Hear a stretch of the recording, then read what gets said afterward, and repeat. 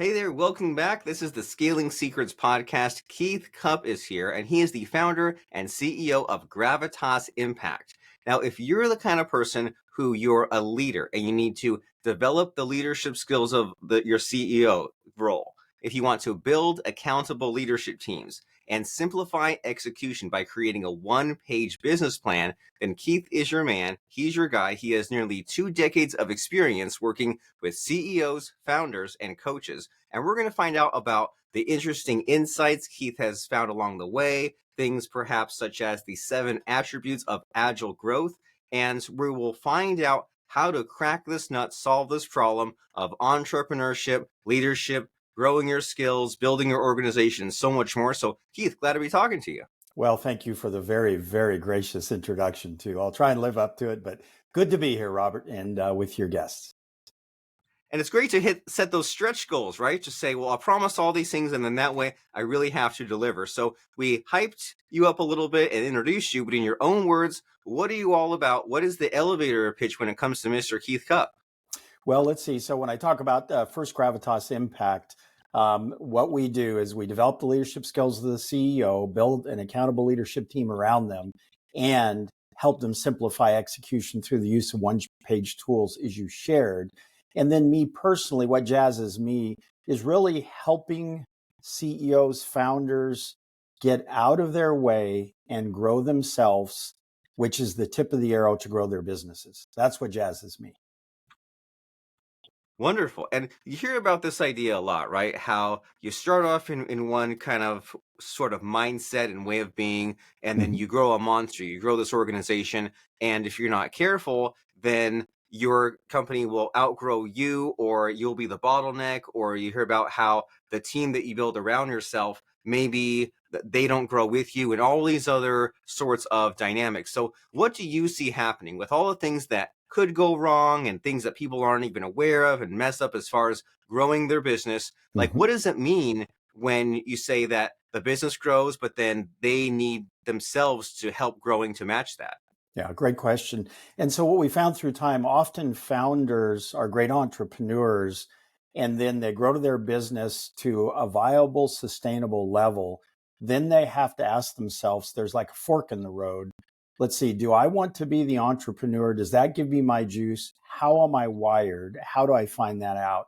Or do I want to shift into more of a professional manager leader to scale the organization through time and phases? And so that point, that fork in the road may come a couple of years into it if you're in a tech company, or if you're more in an old world services company, et cetera, then it may come 5 years into it. But you'll come a point, what happens, Robert, there's a day that comes and you go into the office, and the office just may be your car as an entrepreneur, and you say, am I getting juice? Am I enjoying the ride? Are we growing? And am I enjoying the ride? And if both answers or one answer is no, it's time to pause, reflect, and go deep and say, what is it I really want to do at this point forward? That's what we see happen.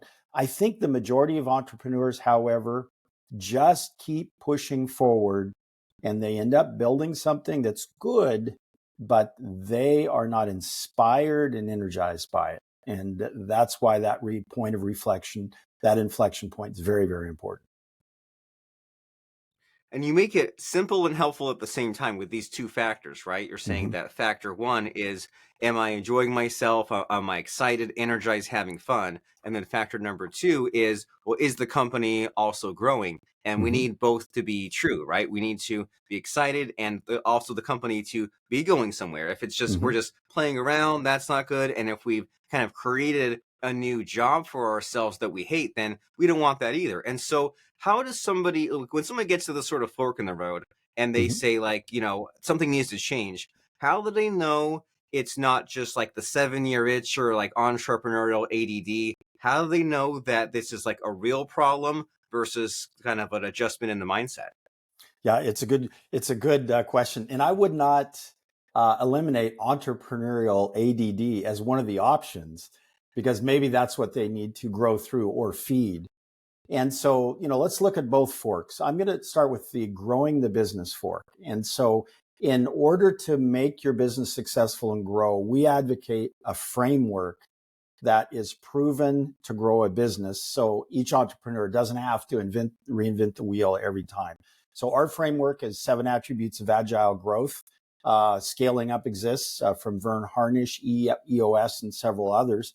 We think ours is the most comprehensive and deep and open.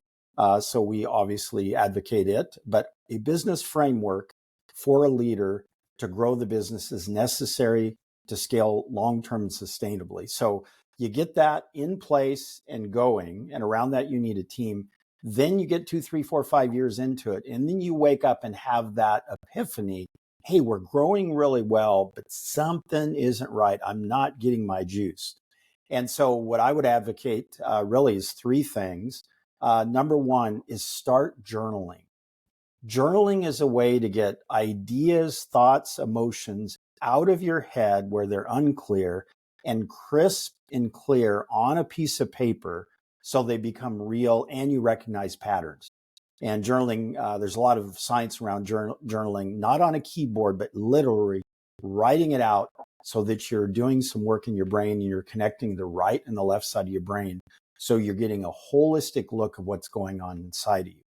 Okay, that's first thing. Number 2, get a peer accountability partner that we use the term business love, that will love you through the hard things and tell you the hard things to help you grow because they're committed to you. And so that's the sounding board. Now, that may be a dear friend for life. It may be, it won't be a business partner, somebody in the business. It may be an advisor, but someone that you can reflect how you're feeling and what's in your journal so they can help you recognize patterns and blind spots. As leaders, Robert, we all have blind spots. Step number 1 is acknowledge that we have them. And number 2 is find them. And through journaling and someone else listening, we can help find the blind spots. And then the third area, and I think this is missed a lot, is have a professional assessment done on yourself that helps you understand how you are wired. Because what we don't want to do is people walking earth, whatever we do, is try and do something where we're not innately wired through creation and through how we were brought up as kids and all of the experiences that have really shaped us. We don't want to try and do things that aren't connecting with how we're wired and what to do. Some people are wired to be leaders and entrepreneurs and move quickly, others are not. And so having that science of an assessment in front of you with a professional to talk to you about it, now you have 3 data points. And I'm a data geek. I'm an engineer from way back. So now I've got written data in front of me. I've got a sounding board who's helping me understand the patterns. And then I have a professional looking at the lens of how I'm wired to say, hey, you are a really good fit as an entrepreneur. You might want to hand the business off to someone else who's a professional manager, or hey, you're wired to be a professional manager, go for it. You have what it takes. So that's what I recommend at that pause, that junction, that inflection point when you wake up and don't feel the juice. Amazing. So we need to get basically more data so that way we're not just acting on the whimsy, the emotion, the spur of the moment, the randomness. We're saying, okay, well, here's what I'm journaling over time, and here's what I'm thinking about, what I'm doing. Here are the patterns. You say data point number 2 is that accountability partner, someone who's not part of the business, but is your advisor to kind of have that outside perspective looking in. And then step number 3 is to have this kind of that's business personality assessment. So that way, you know what you're suited for as an entrepreneur. And so as far as this like personality test, people have said things like, oh, go take the Colby test. And I did, and I got some insights and put it on my LinkedIn. And now it's like, we know how to communicate with each other. And then sometimes I go and like do some Googling more about like what my score means and things like Myers-Briggs. But what is there like a specific sort of assessment that you recommend? Yeah, there's several good ones out there. There's no doubt. And so the one that I like the most is called Advanced Insights by Intermetrics. And what it does, it looks at the behavior, how people experience us as individuals. And then it goes deeper and looks at how we're wired what gives us juice and energy, and the things that are going to drive us crazy. Okay. For example, if you're a visionary and you're stuck in a cube working on spreadsheets and deep attention to detail, I can guarantee you it's going to add stress and drive you crazy. So the second area is looking how you're wired.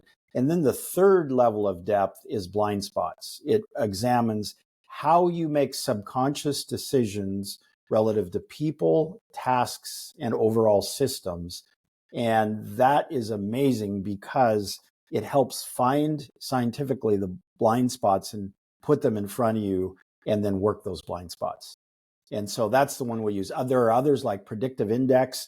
The strength finders that came out of the Marcus Buckingham organization is fantastic too. So those are a few that I feel strongly about over almost 2 decades of working in this industry of growing entrepreneurs and leaders.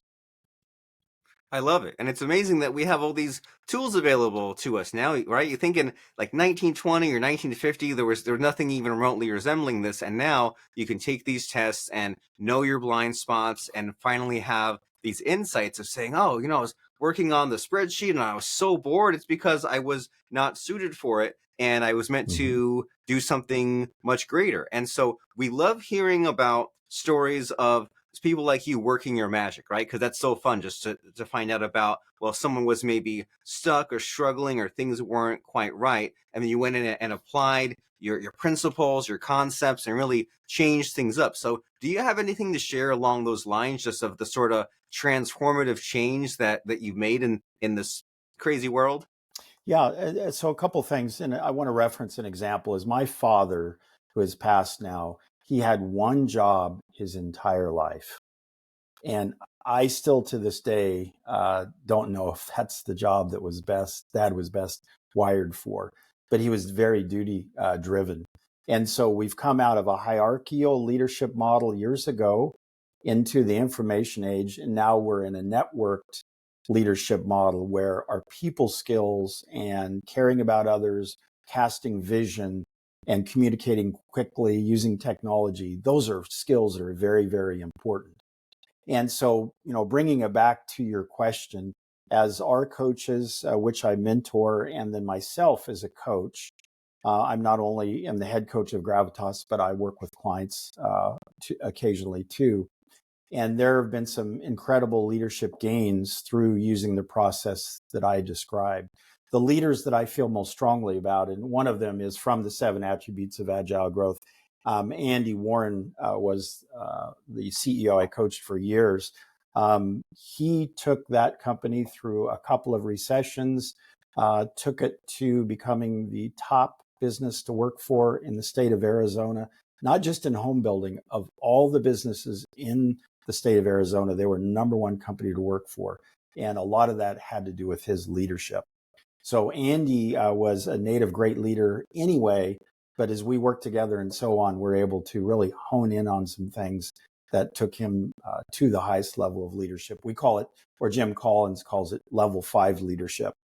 And if you were to say, hey, Keith, what's an article that all leaders should read, I would say the HBR, Harvard Business Review article on The Triumph of Fierce Resolve. And it's by Jim Collins, written about 25 years ago, on level 5 leadership.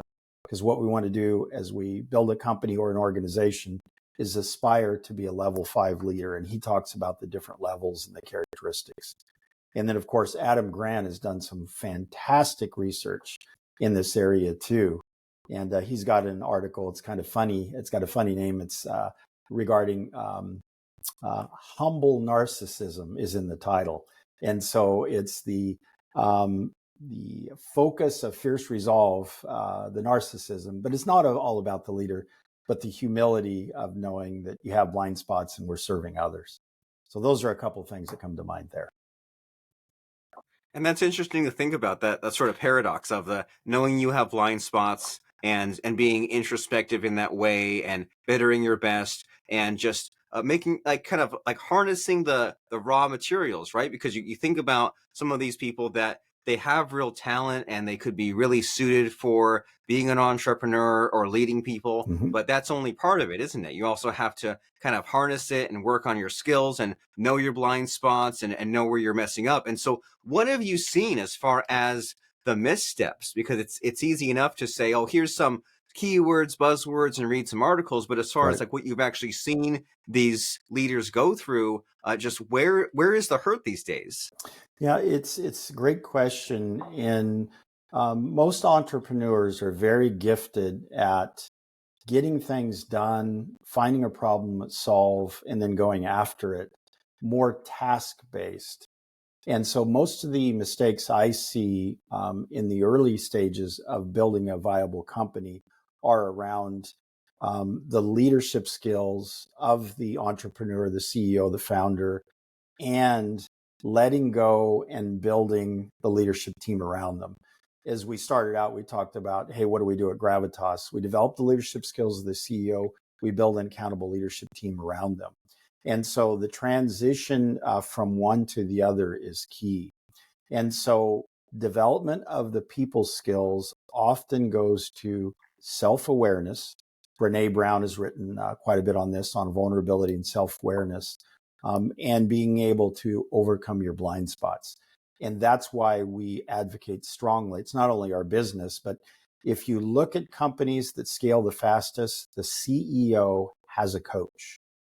Okay, think about the greatest athletes in the world: Messi, Jordan, LeBron James. We can name them all. They have had a personal coach whispering in their ear their blind spots and the barriers they had to break through to go to the next level. And so that's very, very critical. And the first barrier is self-awareness, and then leading how you work with people. Okay, that's the critical step in the bottleneck. And I can imagine how easy it is to not do this, right? To not have a coach, to not be self-aware, and to just keep on making the mistakes and holding yourself and your company back and just not being at that level of greatness. And then so as far as these blind spots, this seems to be like something we keep returning to, right? Mm-hmm, mm-hmm. Is there like a way to pick that apart some? Like, are there like subcategories of blind spots or like trending types that just keep rearing their ugly heads? Yeah, and so there's a couple ways to approach this. One is I talked about the assessment, which gives the scientific look of subconscious decision making, which points to blind spots. And so those blind spots are relative three areas. One is people blind spots and how you deal with people, and we'll go a little bit deeper on that. The second one is tasks, getting tactical things done, and that's about self-organization and priorities. And then the third is systems and vision. Understand how everything fits together in a business. How does human resources connect to profit, connect to marketing and sales, etc.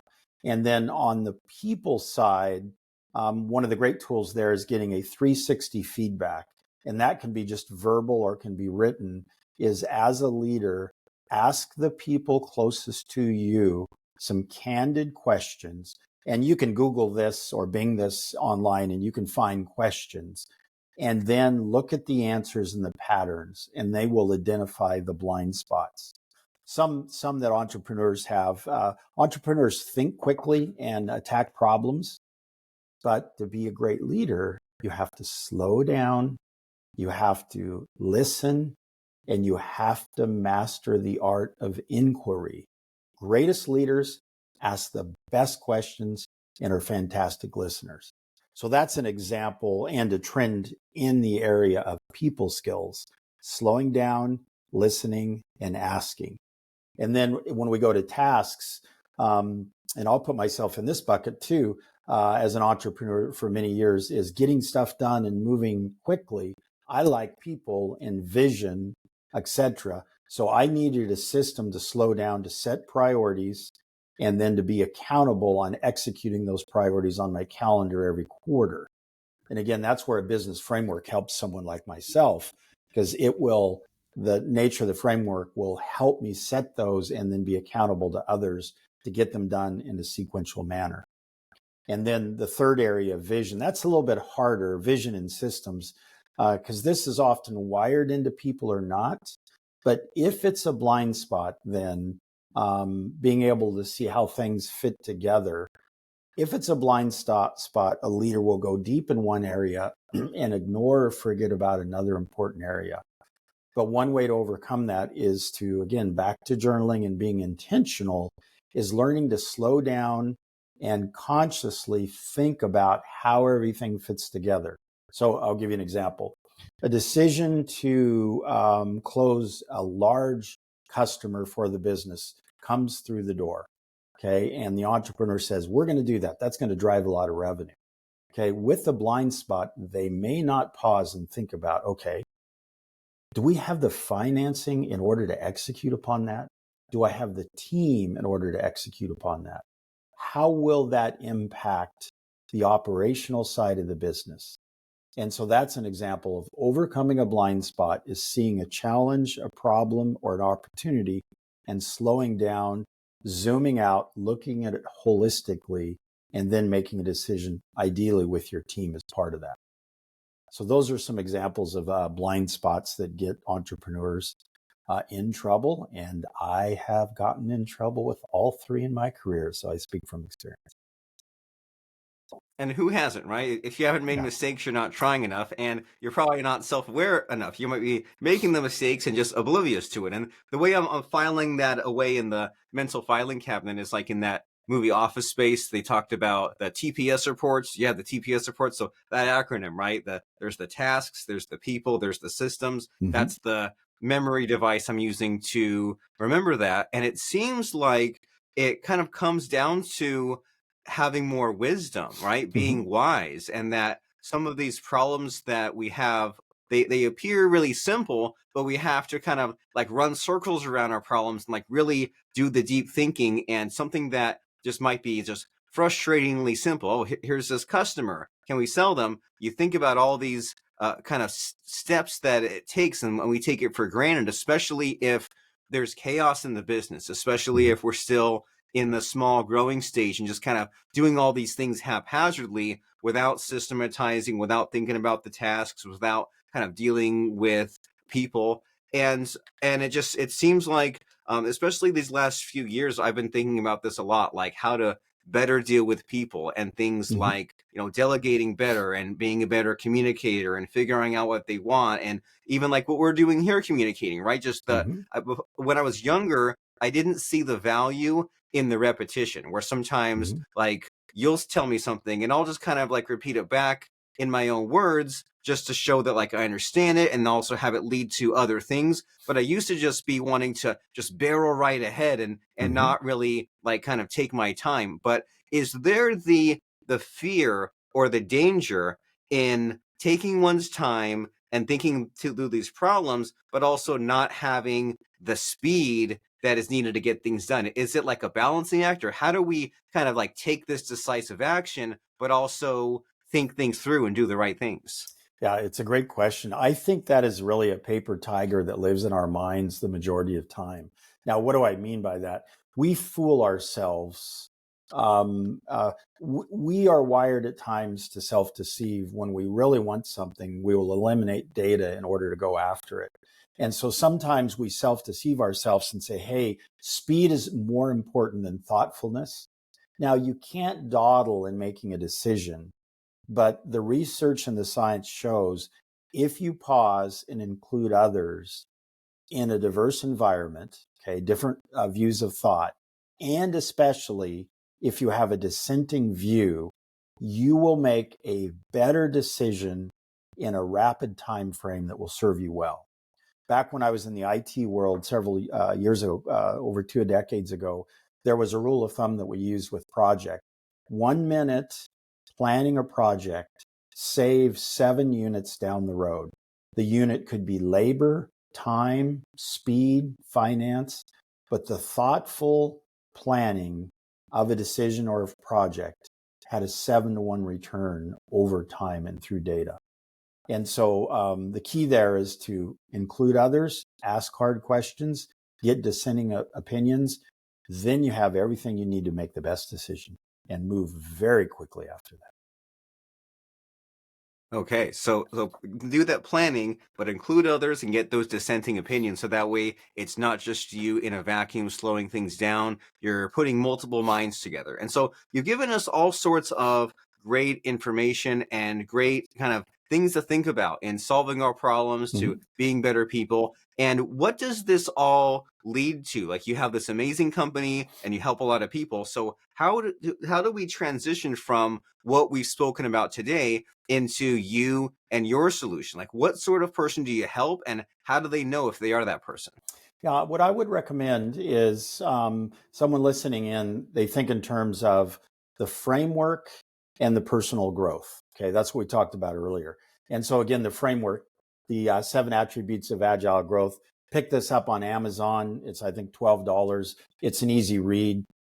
I wrote it because most people leading companies don't finish books. And as I listened to them and studied them for years, I said, I want to write a little read on a framework that's powerful, that could be read on a flight from Portland, Oregon, where I live, to San Francisco. And when they were on approach to land, they had at least one tool they could go put to work as soon as they got off the plane. So first thing is find a framework. We love ours, but it's not the only one, other good ones. And then number 2, get a coach.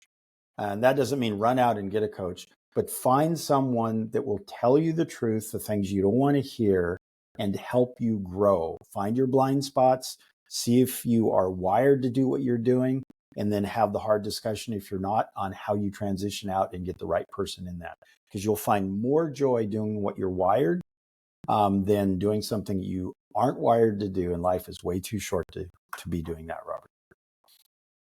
I agree completely. It is time to make a change, especially if you're unhappy or you just know that it could be better. So the first step is to grab that amazing book, and it's called 7 Attributes of Agile Growth. Is that correct? That's correct. All right, 7 Attributes of Agile Growth, and read that on your next plane ride, walking the dog, whatever. And that way you can figure out what this framework, the structure is, and get some of these ideas. And that's the first step. But then it's also easy to just learn and not apply. So how the heck do you also make sure that you implement? The answer is get a coach. And so that way you're not going in alone. And that way you can be on your way to, as we said, like building your skills, being a better leader, and growing with your company, because your business kind of is, in a way, an expression of yourself. And that could be good or bad, right? And it can be something where it doesn't go as far as it could. It doesn't change the world the way that it should. And so we need Keith Cupp's advice in his book and his training. And so once someone goes and says, okay, I've read the book, I've got the coach, I've made some progress, is there a way for like a next step here? Is there a way for someone to contact you and see if they're a fit for this coaching that you've mentioned previously? Yes. And in fact, let me take a little bit of a step back. When you look at the coaches, look at the size of your company, and then you'll find the coach best for you if you're in the startup to about $5 million phase, and then 5 million to about 20 million, and then 20 million to 150 million is where we really shine. But there are organizations like Action Coach in the first stage, EOS in the second, Gravitas scaling up in the third stage, and so on. But in order, if someone wants to take a look at our website, gravitasimpact.com, there are some resources and some guidance there. And then I will be re-energizing a podcast with mid-market CEOs and coaches here a little bit later this year. We set it aside during COVID. We'll be bringing that back. And then, of course, you can follow me on LinkedIn, Keith Cupp on LinkedIn, or Gravitas Impact on LinkedIn. It's pretty much one and the same. Super great. That's Keith Cupp. That's with 2 P's, CUPP. And then the website is gravitasimpact.com, gravitasimpact.com, gravitasimpact.com. And I especially like, Keith, how you mentioned a few minutes ago there about how even the greatest athletes and leaders, they themselves have coaches. They're not too good for coaches, and neither are the rest of us. But as people are heading over to that website and we're wrapping up our conversation, do you have any final parting words of advice? Is there a quote or lesson that you think can really help us out and end our conversation with a big bang? Well, it would probably be around don't settle for second best.